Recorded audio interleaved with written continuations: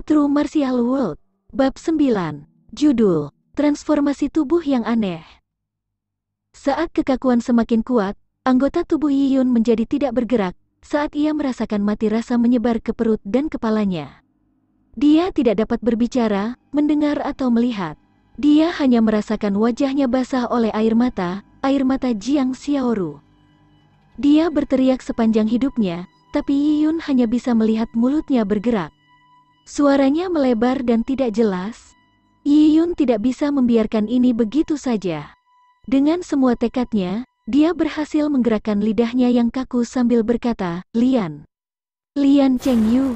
Meskipun suara Yi Yun tidak jelas, Jiang Xiaoru mampu menguraikannya. Lian Chengyu melukaimu? Yi Yun sudah benar-benar tidak dapat berbicara. Dia merasakan kekakuan seperti mayat yang dingin menyebar ke hatinya. Jika jantungnya menjadi kaku dan berhenti berdetak, maka hidupnya telah berakhir. Yi Yun merasa seperti ikan yang dibiarkan kering. Dia juga tidak bisa bergerak dan juga tidak bisa bernapas. Yang bisa dia lakukan hanyalah menunggu kematian. Tanpa diduga, saat kekakuan menyebar ke hatinya, dia merasakan perasaan dingin mulai berkembang. Perasaan dingin ini sangat indah dan akrab. Itu seperti mata air murni yang membersihkan tubuhnya. Kristal ungu. Yi Yun bersukacita. Itu adalah perasaan dari kristal ungu. Di saat-saat terburuk, dia akan selalu merasakan kristal ungu. Kekakuan telah meresap ke seluruh tubuhnya, tetapi bertemu musuh bebuyutannya ketika itu mencapai hatinya. Dia selalu menyimpan kristal ungu di dekat hatinya di pakaiannya. Saat kristal ungu diaktifkan, Yi Yun merasakan pusaran air kecil di dalam hatinya. Pusaran kecil mungkin tidak berarti apa-apa tapi... Bes! Suara pelan terdengar. Tanpa perjuangan atau ketegangan, Yi Yun merasakan tubuhnya menjadi ringan. Kristal ungu telah menyerap semua energi yang meresap di dalam meridiannya. Semua kekakuan di tubuhnya telah lenyap. Yi Yun tahu dia sudah benar-benar pulih. Dia menggerakkan keempat anggota tubuhnya dan menyadari tidak ada yang salah. Dia hanya berkeringat karena gugup. Sudah baik-baik saja. Yi Yun tidak dapat mempercayainya. Begitu kristal ungu diaktifkan, dia baik-baik saja dalam waktu kurang dari 1 detik. Ini, kristal ungu di hati Yi Yun membuatnya terdiam.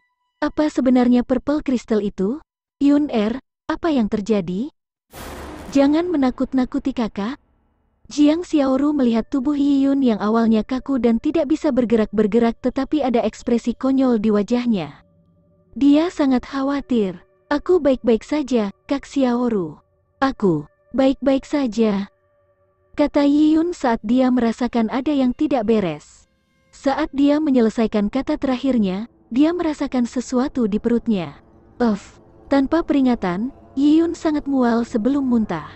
Sebelumnya, Yi Yun hanya memuntahkan cairan lambung karena perutnya kosong, tapi kali ini berbeda. Dia telah memuntahkan gumpalan darah hitam yang berbau anyir. Ini membuat Jiang Xiaoru ngeri. Di dunia yang aneh ini, muntah setara dengan mendeklarasikan hukuman mati. Yi Yun terus muntah tanpa henti.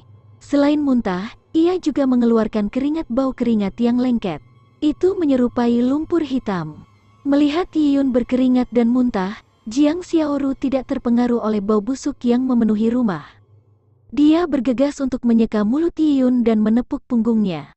Yun jangan menakuti kakak. Apa yang terjadi denganmu? Apa yang terjadi? Suara Jiang Xiaoru bergetar. Yi Yun tidak memiliki kesempatan untuk menanggapi sampai dia memuntahkan semua darah hitam. Tapi anehnya, dia tidak merasa lemah, dia malah merasa lebih baik. Selain perut kosong dan sangat lapar, dia merasa diremajakan. Yi Yun merasa seperti dia bisa makan seluruh domba panggang dan babi jika ditempatkan di depannya.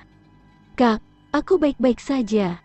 Aku hanya lapar, dan aku perlu mandi. Keringat lengket telah menempel di tubuhnya seperti cangkang lumpur yang lengket dan sangat tidak nyaman. Yun kamu lapar? Mendengar kata-kata Yi Yun, Jiang Xiaoru sangat senang. Di zaman kuno, ukuran kesehatan adalah kemampuan makan. Tidak peduli apakah itu Lian Bo sudah tua, apakah nafsu makannya sama dengan yang tua? Atau tujuan Zhuge Liang untuk mencegah musuh dengan berpura-pura makan banyak, keduanya menyatakan bahwa nafsu makan adalah tanda kesehatan. Kriteria ini layak dijadikan referensi. Jiang Xiaoru menyeka air matanya dan bergegas menyiapkan makanan. Sambil merebus bubur gandum, dia menyiapkan air mandi Yiyun dan membersihkan muntahan Yiyun. Yiyun mandi dengan nyaman. Dia tidak pernah merasa lebih baik. Anehnya, setelah mandi, Yiyun merasa penglihatannya lebih baik. Dia bisa melihat dengan jelas tetesan air di pepohonan sekitar 8 meter. Oh, Yiyun sedikit tertegun, tetapi sebelum dia bisa memikirkannya, dia mendengar Jiang Xiaoru berteriak, "Buburnya sudah siap, Yun-er, ayo makan." Baik, Yiyun juga bisa mencium aroma bubur gandum. Anehnya, bubur biji-bijian Yiyun mengalami kesulitan menelan di masa lalu terasa manis dan lezat. Yiyun menghabiskan 2 mangkuk besar bubur gandum, dan dia merasakan bubur itu dicerna saat itu memasuki perutnya. Meski dia masih lapar setelah menghabiskan 2 mangkuk bubur biji-bijian, dia tetap merasa segar kembali dan energi. "Yun-er, apa kau sudah baik kan?" Di samping Yiyun, Jiang Xiaoru mengawasinya tanpa makan. Dia mendapat harapan bahwa mungkin Yun-er benar-benar lebih baik. Jiang Xiaoru mungkin bukan seorang dokter, tetapi dia tahu bahwa pengobatannya adalah tentang ventilasi pembuluh darah. Berpikir hati-hati, Yiyun muntah darah mungkin pemandangan yang mengerikan, tapi dia tidak memuntahkan darah segar tapi darah hitam. Itu mungkin darah yang tersumbat di perut Yiyun. Mungkin bagus kalau dia memuntahkan darah yang tersumbat. Juga lapisan keringat dari tubuh Yiyun sangat kotor. Muntah darah dan keringat kotor, apakah itu berkah terselubung bagi Yun-er? "Kak, aku baik-baik saja. Aku tidak pernah merasakan sesuatu yang lebih baik."